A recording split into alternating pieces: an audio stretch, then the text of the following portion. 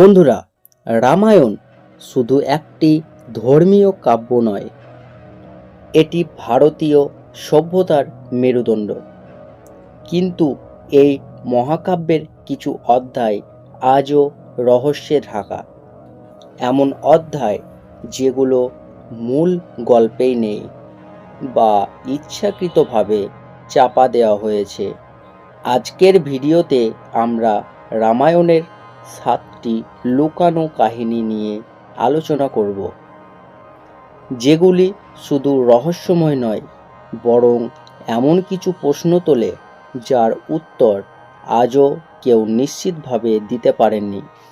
চলুন রহস্যের দরজা খুলে দেখা যাক এক অজানা রামায়ণ। সুপর্ণখা রাবণের বোন। আমরা সবাই জানি তার নাক কাটা, কিন্তু কেউ কি জানেন সে প্রেমে পড়েছিল রামচন্দ্রের? হ্যাঁ, সুপর্ণখা নাকি সত্যিকারের প্রেমে পড়েছিল রামের, কিন্তু রাম ও লক্ষ্মণ তাকে প্রত্যাখ্যান করলে তার সেই প্রেম এক ভয়ঙ্কর প্রতিশোধে পরিণত হয়। তখনই সে রাবণকে রাম ও সীতার বিষয়ে উস্কে দেয়। এই একটি প্রেমই হয়তো রামায়ণের যুদ্ধের সূত্রপাত। রাবণকে আমরা দৈত্য রাজা বলি, কিন্তু খুব কম মানুষই জানে সে ছিলেন একজন বড় শিবভক্ত ও ব্রহ্মা থেকে বরপ্রাপ্ত এক পণ্ডিত। সে নাকি তন্ত্র সাধনার মাধ্যমে এমন শক্তি অর্জন করেছিল যা সাধারণ মানুষ কল্পনাও করতে পারে না। কিছু শাস্ত্র অনুযায়ী রাবণ একবার কৈলাস পর্বত তুলেও নিয়েছিলেন তার সাধনায়। রামায়ণের এই দিকটি সচরাচর আলোচনায় আসে না, কিন্তু এটি রাবণকে শুধু এক খলনায়ক নয়, এক রহস্যময় চরিত্রে পরিণত করে। রামের রাজত্বকালে তিনি এক অশ্বমেধ যজ্ঞ আয়োজন করেন। এই যজ্ঞ চলাকালীন একটি শর্ত ছিল, যজ্ঞস্থলে কেউ প্রবেশ করতে পারবে না। একদিন মহিষী দুর্বাসা আসেন। রাম তখন ধ্যানমগ্ন। মুনিকে থামাতে না পেরে লক্ষ্মণ কিছুক্ষণের জন্য যজ্ঞস্থলে প্রবেশ করেন। এর ফল রামের আদেশ লক্ষ্মণকে ত্যাগ করতে হয়। এই ঘটনা এতটাই হৃদয় বিদারক ছিল যে লক্ষ্মণ জলে ডুবে প্রাণ ত্যাগ করেন। এটি খুব কম মানুষই জানেন। লক্ষ্মণের এই আত্মবিলোমতা, লক্ষ্মণের এই আত্মবলিদান একটি অলিখিত অধ্যায়, কিন্তু চরম রহস্যময়। লাবকুশের জন্ম, তাদের দৌরত্ব রামের সঙ্গে, সবই আমরা জানি, কিন্তু প্রশ্ন ওঠে সীতা শেষবার পৃথিবী থেকে কিভাবে অন্তর্ধান ঘটান। বলা হয় যখন রাম সীতাকে পুনরায় গ্রহণ করতে চান, তখন তিনি মাটি ফেটে সেখানেই ঢুকে যান। বসুধা তাকে নিজের মধ্যে নিয়ে নেয়।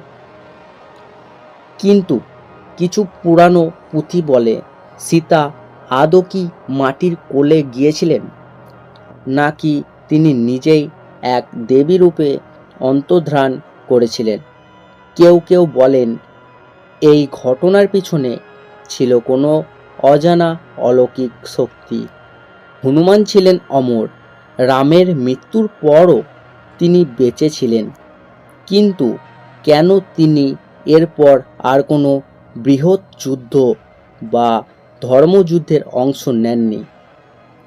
কিছু পুঁথির মতে রামচন্দ্র নিজেই তাকে অভিশাপ দিয়েছিলেন, যতদিন না কলিযুগ আসছে ততদিন তুমি লোকচক্ষুর আড়ালে থাকবে। অনেকে বলেন হনুমান এখনও এই পৃথিবীতে আছেন।